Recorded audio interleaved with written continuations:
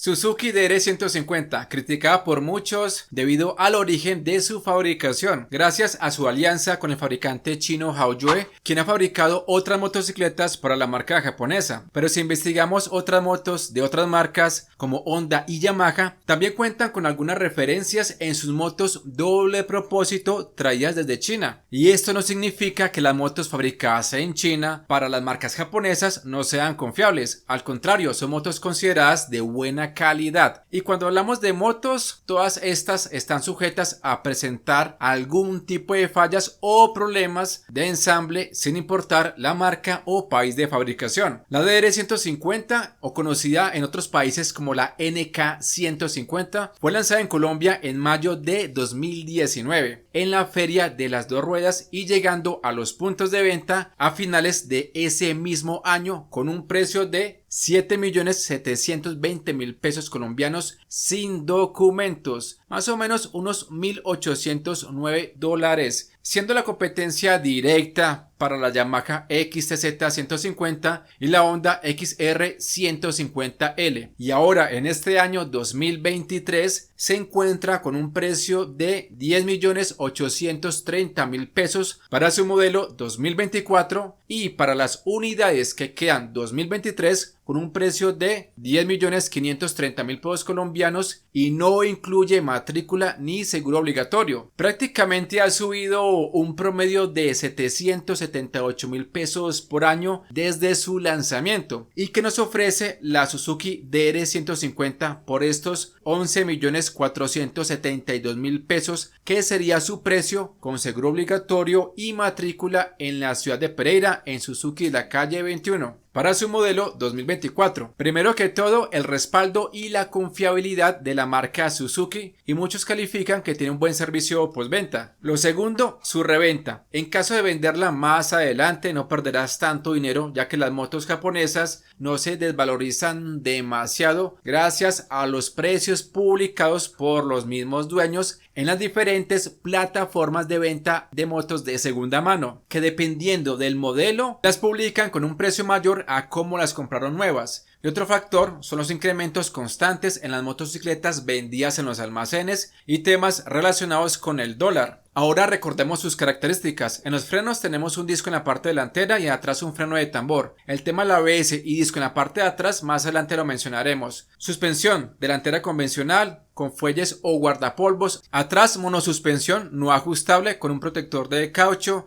Llantas de la marca CST con cámara 90-90-19 y en la parte posterior 110-90-17. Tiene arranque eléctrico y de pedal, algo que le gusta a muchas personas. Base de aluminio con capacidad de carga de 7 kilos y la posibilidad de instalar un maletero. Además con unos ganchos para amarrar algún tipo de equipaje. Tablero 100% digital con indicador de marchas, siendo uno de los más completos en su segmento o el más completo diría yo. Capacidad de combustible 3.3 galones, autonomía promedio 120 kilómetros por galón. Tipo de gasolina corriente, gracias a su relación de compresión de 9:6:1, peso en seco 139 kilos, iluminación convencional, altura del asiento 839 milímetros. Por acá les comparto un clip cuando la grabé en marzo del año 2022. Yo mido 1,62 para que lo tomen de referencia. En su corazón tenemos un motor de 149 centímetros cúbicos, 2 válvulas, un solo árbol de leas en cabeza, enfriado por aire, alimentado por un carburador Keijin, y de acuerdo a Wikipedia es una corporación japonesa o una marca japonesa que fabrica productos como carburadores e inyectores y han sido proveedores para Honda, Kawasaki, KTM y tiene fábrica en China, Brasil, entre otros países. Continuando con su motor, tenemos una transmisión mecánica de 5 velocidades,